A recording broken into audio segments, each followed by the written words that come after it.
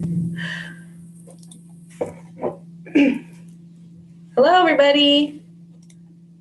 Hi. Hi. So welcome to our Understanding and Navigating Academic Probation webinar. I want to give, before we introduce ourselves, I want to give a little shout out to Kat Parpana. She's across the hall from us, and she's going to be with us on Zoom webinar chat, as well as the Q&A boxes. So take some time to look at the tools that you have available to you on the webinar, and we'll explain them as well along the way, okay? And hopefully, actually, I'm going to do a sound check really quickly. Well, Kat can hear us, so that must mean we're doing okay. Right, Kat? You can hear us? She said hi to everybody. Yes. Yes. Okay, great. We're going to go ahead and get started. So we wanted to start off with a little bit about us. So my name is Manisha. I'm one of the academic counselors in the Dean's office. I'm a UC Davis alumna, so go Ags. And I've been with the Dean's office about 2 years. I did my graduate work at Sacramento State. I am a Californian, however, I'm an immigrant to the US. The pictures to the left represent me and my different identities. I love being outdoors. And at the bottom are my 2 little girls, which they're so cute. And then on the right-hand side of the slide there, you see some of the components of my identity. I'm originally from San Diego County. I went to Chico State. I lived in the Bay Area for a while in Oakland, and I have 2 cats. I'm a parent of that little guy down there looking at some artwork, and I use pronouns she, her, hers. So at this point, I'm sure you will all be disappointed, but we are going to end the video portion of this so that we can make sure that you focus on the slides. And if you have any questions, we will keep the Q&A and chat live the entire time, okay? Oops. Oh, I guess my little face stays there the whole time too, but there you go. So welcome, we're almost back to school. It's the end of summer, and some of you may be wondering why you received the notification about academic probation. We certainly did field a lot of questions about this status. Some of you may have used the summertime to already seek advising, so we hope to go over a lot of information that maybe you've already heard a little bit about, but also some information that may not have been discussed previously. So let's go ahead and get started in talking about why you received this message, this notification was specifically because of your academic standing at the end of this academic year. So some of you may not have been enrolled for spring, or if you were enrolled for spring, you were at least on academic probation. We're going to go over those definitions a little bit later. And some of you may have used the summer already to address some of those academic standards. And we're going to discuss that in detail as well. At the end of this presentation, though, we hope that you will seek advising in the Dean's office, in the major department, and also resources on campus. Oh, some important dates. Sorry about that. Some important dates for you to make note of is September 14th, which is today. The fall open registration will be closing tonight at midnight. So if you're planning on making some schedule adjustments to your fall quarter schedule, be sure to do that before midnight tonight. And then registration freeze is going to take place from midnight tonight, which is officially September 15th, and will be ending on September 20th at 6 a.m. You'll be able to access fall schedule adjustment. And so again, September 20th at 6 a.m. is when you will be able to adjust your fall schedule classes.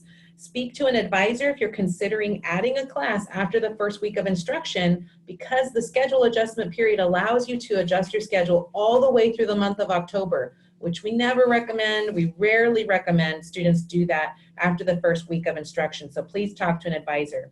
And then fall instruction classes actually begin on September 27th. So we have 3 main goals for you today, and throughout the webinar, this is what we hope that you'll learn. But you will be able to define academic probation and good standing. You will start an action plan or build on what you've already been doing to support you and you will be able to identify campus resources and strategies that can help you return to good academic standing. In different parts of the presentation, we will have some short polls. As moderators, we will see your responses, but your responses are anonymous to other participants. As Lily mentioned earlier, there's 2 ways for you to ask questions. If you use the Q&A function, your question will be sent only to us, and that's myself, Lily, and Kat Parpana, the moderators. And you can ask questions anonymously as well. If you use the chat function, your question or comment will be seen by everyone in attendance on this webinar. We may or may not answer your question right away, especially if we know we will cover it in an upcoming slide, but we will review your questions to make sure we get through them. Now, Kat's a fast typer, so I have a feeling she's going to be answering them right away. And, okay. So before we dive into the meat and potatoes of the presentation, we want to check your basic knowledge about academic probation. So we're going to go through a couple of short polls. As we pop up the polls, take a few seconds to answer the question on the screen.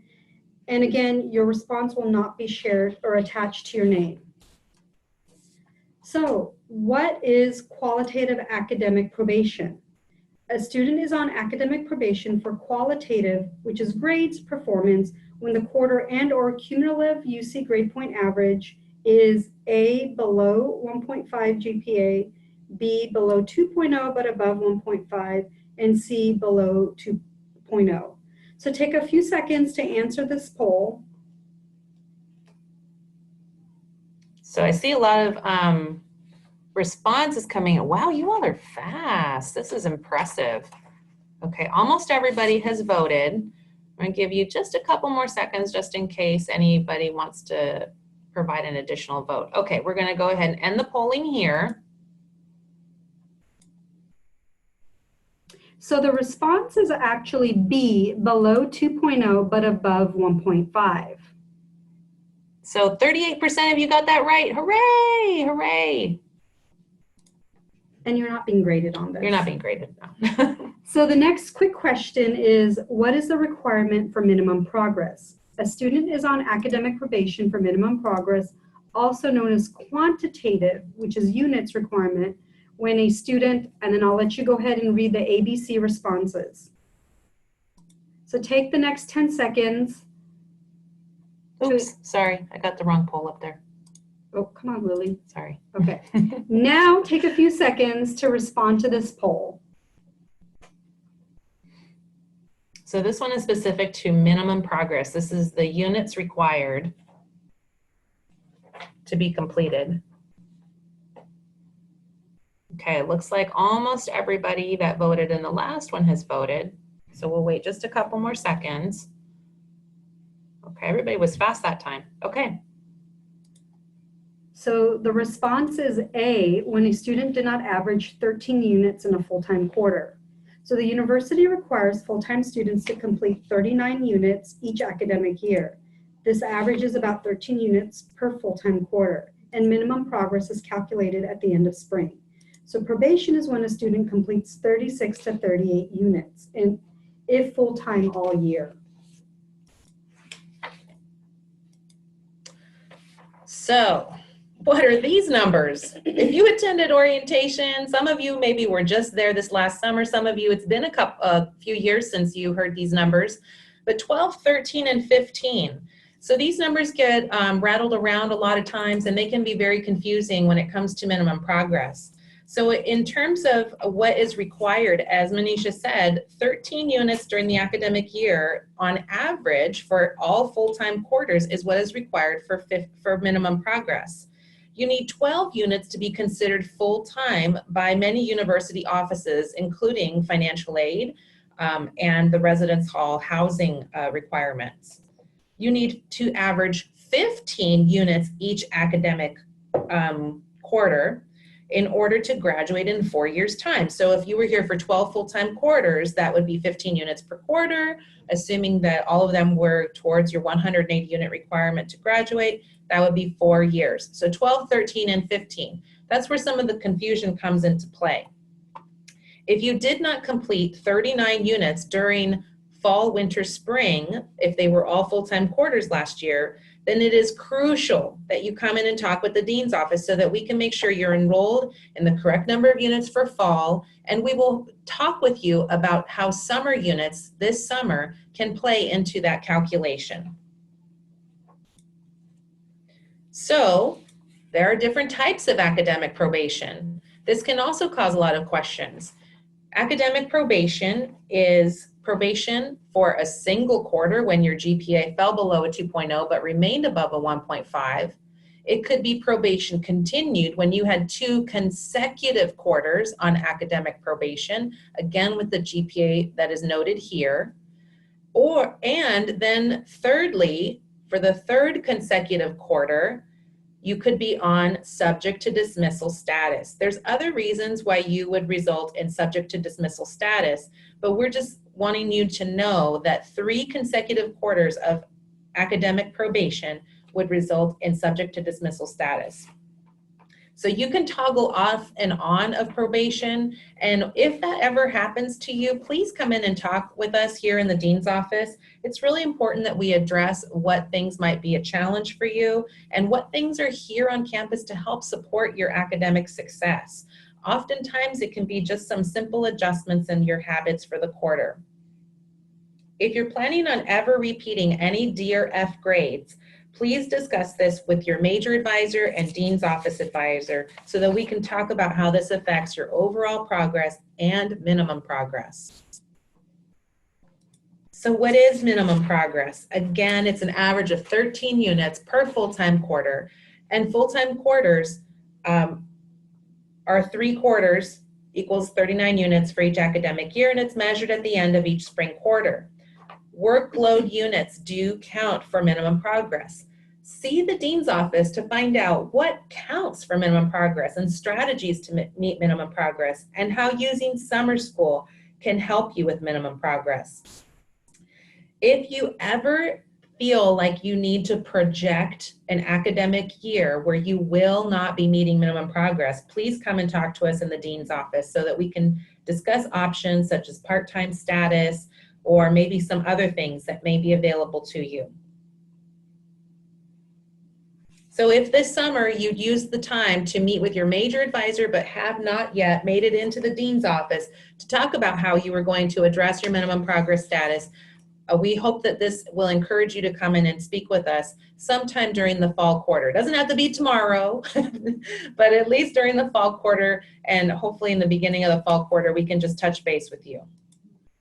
So remember, 12, 13, 15, 12 units minimum per quarter to be full-time, 13 units average for minimum progress, and 15 units if you hope to graduate in 4 years. When you came to Davis, you came with the expectation of doing well. Sometimes unexpected challenges or situations that are outside of your control can occur. Perhaps the transition to UC Davis was harder than anticipated. UC Davis is a large university and the quarter system is pretty fast-paced. You had summer to reflect on your academics and challenges this last academic year. Now is a time to adopt new habits and support a successful fall quarter. But it is also not uncommon to feel behind or unsure where to go for help. Anything from study habits, personal family issues, your financial situation, becoming ill or injured can have an impact on your academics. So popping up on your screen, you can see several common reasons students have faced academic difficulty, and perhaps you can relate to some of these. So another quick poll. Take about the next 10 seconds to reflect on what you believe was the main reason your quarter did not go as well as you hoped. And remember that your responses are anonymous. So I can see that Kat is very busy with questions, both in the anonymous Q&A as well as the webinar chat. So we will review those questions that if they are not answered during the webinar, okay? And it looks like everyone that has been actively voting has voted now. So we're gonna go ahead and end that polling. Okay, so it looks like More than 50% of you have said time management was a main issue for things that affected your grades in the past. And just as we'll make sure to highlight resources available for you for that, extracurricular activities, and illness and health was another high one at 38%. So we encourage you to discuss these thoughts that maybe you can reflect on with an advisor or a resource on campus. So we've talked quite a bit about what not good academic standing is. So let's talk about how you can return to good academic standing.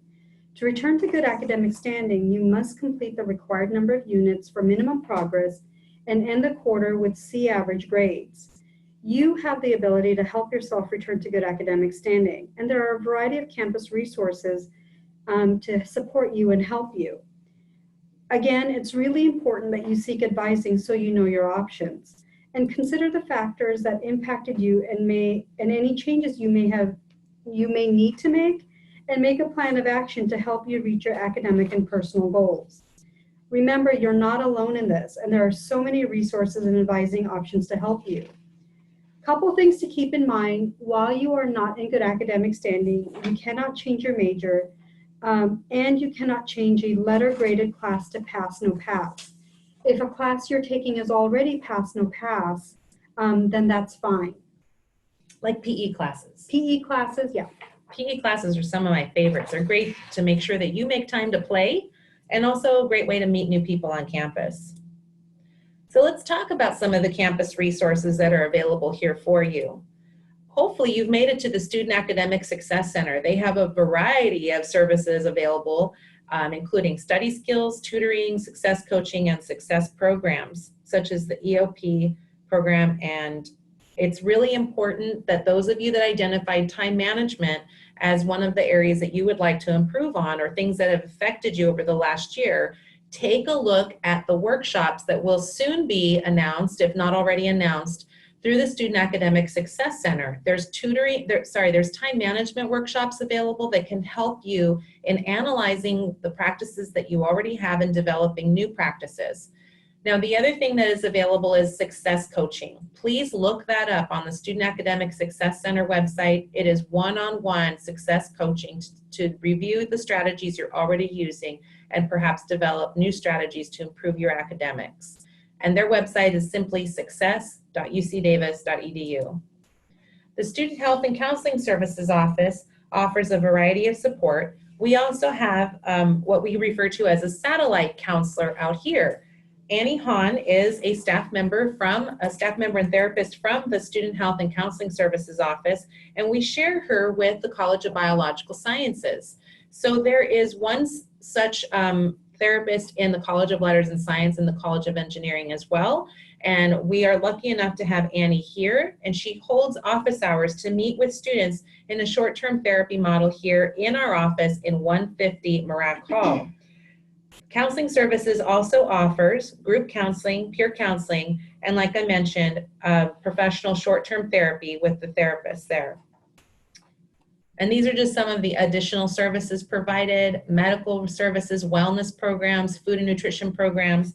You can also access information from their website about the CalFresh program. So if food insecurity was a challenge or financial impact to you last year, that may be also something you may want to look up.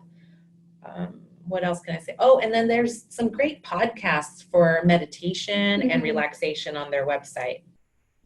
The Student Community Center in the center of campus offers a variety of cultural and personal identity resources.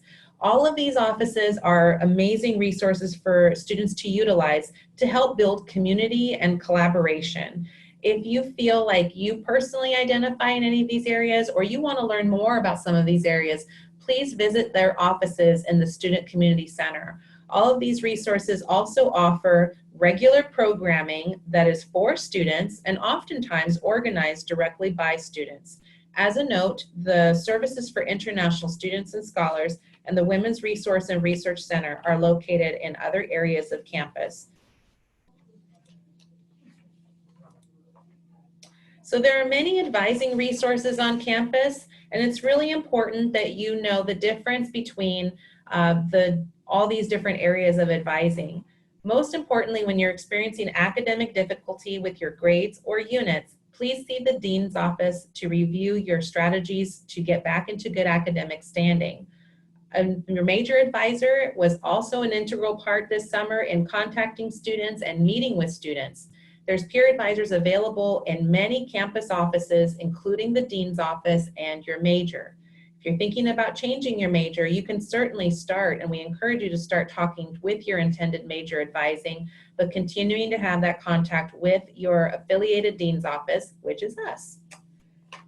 And this is just, again, if you have questions about this, maybe take a screenshot of it or a picture of it with your phone. Please come in and talk with us about all of these areas that can help support your academic success. Hindsight's 2020. So if you haven't already done so, reflect back on the past quarter and any challenges you faced. What could have helped you have a different academic situation? Examples could be using the academic services, change of study space, participating in study groups, or better balance of work and school, a balanced course load, taking less units, or perhaps less social or extracurricular activities.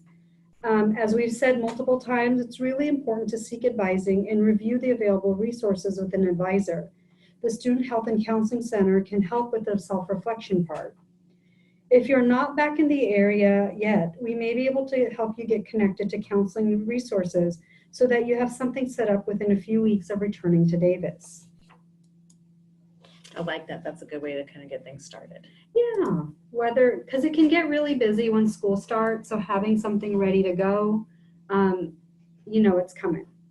So let's take another quick poll. I want you to think about at least one resource that you can use to help yourself this coming fall quarter. How will you ensure that you use this resource? Consider creating a manageable action plan to help you use the resource you selected and any others you feel you could benefit from utilizing. So take the next 10-15 seconds to consider your options of what at least one thing that you feel will best help you have a strong fall quarter. So one of the things, while you all are voting, one of the things that we didn't really talk a lot about is office hours with professors or TAs. And if you've never participated in utilizing a professor's office hours, please talk with friends that have used office hours, with peer advisors, and certainly I've had a lot of conversations with students about how to initiate those office hour visits. Okay, so that's one thing that I don't think we have addressed so far in our presentation.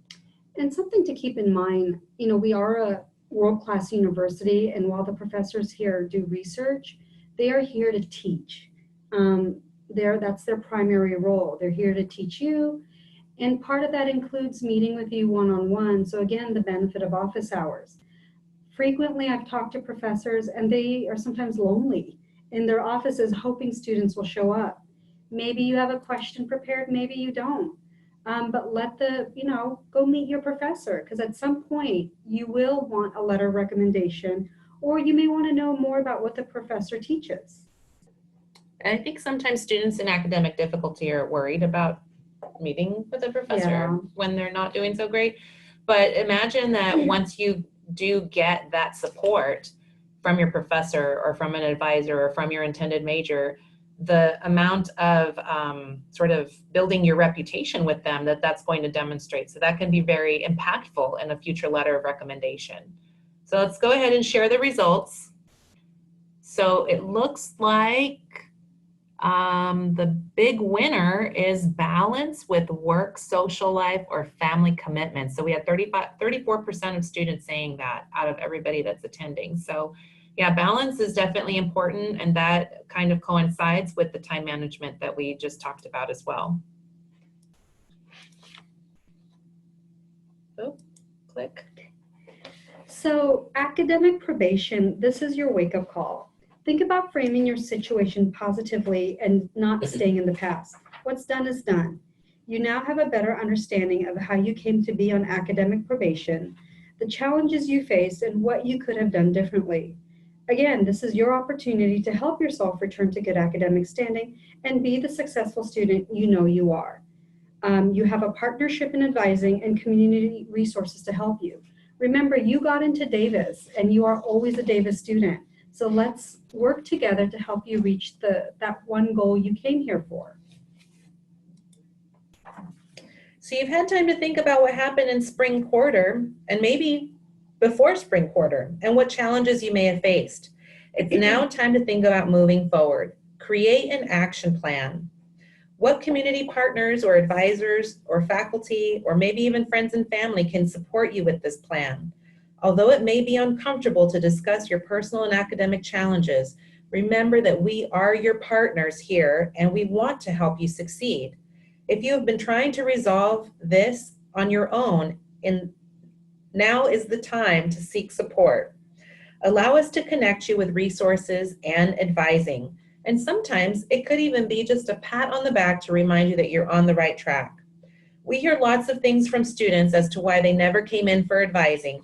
Some students are worried about bothering advisors or wanting to do it on their own. Some students have a sense of shame and feel they are letting themselves or their family down. We are both first-generation college students and know how difficult it can be to navigate the university. We also know how difficult it can be to ask for support given our familial and cultural expectations. However, please know asking for advice is not an inconvenience to us. This is what we are here for. Pride, ego, shame, fear, or even a strong sense of obligation to being independent may hold you back from achieving success and your goals if you don't use resources to support you. No one ever expects to find themselves in academic difficulty, and you do belong here at UC Davis. We want you to be successful in your goals. As Lily mentioned, we're both first-generation college students. I saw my first C and D my first quarter here at Davis. And the scariest thing was to go home and tell my parents, this is what you sent me to school for. Mm-hmm. So don't do that. We're here to help and support you. So this visual here, if you want to take a picture of it or write it down, think the who, what, how, and when. This is an action plan. The things that you itemized earlier that you need to change, maybe time management workshops are on there, maybe connecting with a success coach or seeking counseling services or coming here to the dean's office. Our peer advisors are also great resources in the departments as well as in the dean's office. Ask them, what kind of time management tools do they use? Most importantly, write it down. It's easy to forget what the commitments are that we've made to ourselves, so please write it down and find somebody to hold you accountable. So we want to be here to support you and encourage you, and you may find unlikely heroes or sheroes somewhere on campus that will help you in exploring your balance and developing tools for your academic success. So in the beginning of the webinar, we asked you questions related to academic probation, and now we want to just test your knowledge of what you learned throughout the presentation. So these questions hopefully should be familiar and, oh look, people are already answering. But again, take a few seconds. What is qualitative academic probation? Take the next few seconds to respond. We should have moved the questions around. I think everybody's remembering. No, it's because you learned it, right? Okay, I think that's everybody that's been active throughout the presentation. And we're gonna end it 3, 2, 1. So again, below 2.0, but above 1.5. Second question, requirements for minimum. Oh, sorry, I pushed the wrong thing. Okay. What are the requirements for minimum progress? So again, take the next 10 seconds to review what minimum progress is. There it is. Okay, go. Now, we did make a specific mention of full-time quarters. So there are options to be a part-time student, but you have to be qualified for part-time status. There is also an option of a minimum progress waiver, which is far more than we need to get into for this webinar, but Any students that may be eligible should consult with the Student Disability Center if you have a disability that may prevent you from maintaining the minimum progress requirement. 100%. Ding, ding, prizes for everybody. Oh, I forgot to click the slide. Okay. So I think Kat has been, like I said, she's been pretty busy with the questions, but we do want to open it up one more time for questions. Take a picture or a screenshot of what we have here in terms of our contact information. You can come in for drop-in advising in the dean's office. We have drop-in advising available Monday through Friday from 9 to noon and 1:30 to 4, except for Wednesday mornings. That's our typical schedule. Every once in a while, something may change that, but in the first week of the quarter, we will have drop-in all week long. They are first come, first serve, and when you show up, we start filling the morning appointments at 8 a.m. until they're full, and we start filling the afternoon appointments when we reopen after the noon hour at 1 o'clock until the afternoon ones are full. But again, drop-ins start at 9 Yes. to noon. We just start filling first thing in the morning and again at 1:30. Oh, were you going to say something? No, I was going to say, so on this page, you see us, like us on Facebook. Oh, yeah. We do a variety of programs, meet and greets, welcome week stuff, and activities throughout the year for an opportunity to meet with the counselors, with the dean herself. So like us on Facebook, we post a lot of stuff that's going on through the dean's office as well as on campus. But coming up in the next couple of weeks, we're doing a lot of welcome week events. So we hope to see you there. And pizza with the counselors. Mm-hmm. That's coffee with the dean. Yeah, and our study breaks, which are hosted here in the dean's office. Anybody have any questions? Oh, thank you for your thank you. That was nice. There aren't any questions coming in, and so there was a lively chat. Let's look at some of the ones that. So let's address one of the questions that came in through the private Q&A. We're not going to reveal any personal information, but just to clarify, with summer units, and also for your grades, you may not be eligible to be back into good academic standing until after the completion of fall quarter. So some of these academic standards are only evaluated at the end of a regular term. So you want to make sure that you maintain good standing through fall quarter, which means C average or better. And as a little footnote there, C average, a C minus is a 1.7 and a C is a 2.0. So if you get all C's and one C minus, you're now below a 2.0. So maintain your good academic standing. If you have fixed all of this over the summer, you have to maintain it through fall to get back into good standing. And those summer units will be counted. Come in and talk with us in the dean's office so we could do some math in front of you. And again, as Lily said, everything that you do in summer will be counted in fall. So if you open up OASIS and look at your academic record, you'll see that you're still in not good academic standing. Once grade reports are run by the registrar at the end of fall, as long as you ended with the C average and the correct number of units, as Lily mentioned, you will return to good academic standing, probably the end of December, early January, but definitely before winter quarter. And we did, this question came through the private chat as well. We did mention the drop-in, but we also have pre-scheduled appointments available. We have availability next week that is open. So if you don't want to have the uncertainty of drop-in, you can go to appointments, it's a plural, appointments.ucdavis.edu, and pre-select a day and time that works for you. You can also, if you've worked with somebody in the past, you can also email us, although to be honest, email can sometimes get flooded. You know that, we know that. So utilize our drop-in as well as our appointments. And since the beginning of the quarter is coming up, we have a lot of us on drop-ins. So there is a great likelihood you will be seen during drop-ins. Many of us are on for the next 2 weeks. If you wanted to meet with a specific counselor, as Lily said, you could email us and they could let you know what days they're on drop-ins. Okay, so we didn't, this was also something that came up out of the private chat. If you use summer school and you went to a community college, some of you may have been, now that I've said that, are like, oh, I could have gone to community college.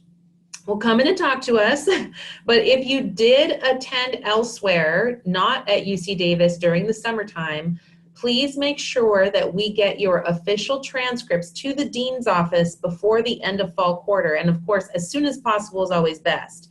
Now, I always suggest students get that transcript sent directly to them, get it sent to your apartment or to your mom or something, and make sure that you hand carry it here into the dean's office. Undergraduate admissions receives a lot of transcripts, and we want to make sure that you get your credit added to your record. And so if you can get that to us in the dean's office, we will take care of that for you and send it on your behalf to undergraduate admissions. But then at least we know we have it, we get a copy of it, and we will ensure that it gets added to your record. So if you've already sent your transcripts to undergraduate admissions, that's okay. You just want to make sure that you follow up before the end of fall quarter that your units have been added, and you will see that appear on OASIS as well. And if you're going to bring it to the dean's office, make sure you keep it in the sealed envelope. Because once you open it, it's no longer official. Okay, so any other questions? Kat, do you want to type anything that came up for you that you want to share with everybody? Thank you so much for answering questions. I'm reading your responses and they're amazing. What did she say? Oh, stop by and visit us. So, Live stream socials next Tuesday afternoon. Yeah. I'll wait for a moment.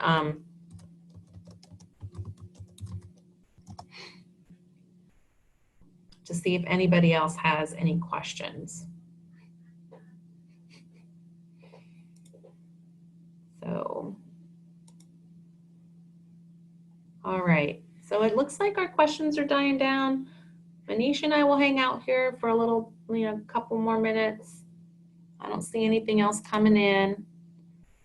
So we'll go ahead and end this. Our peer advisors are slowly coming back from the summertime, so our peers will also be available.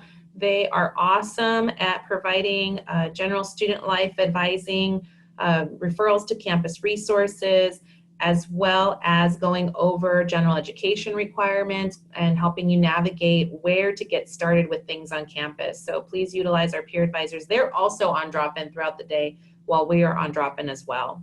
And Kat's just flurrying away with her advice.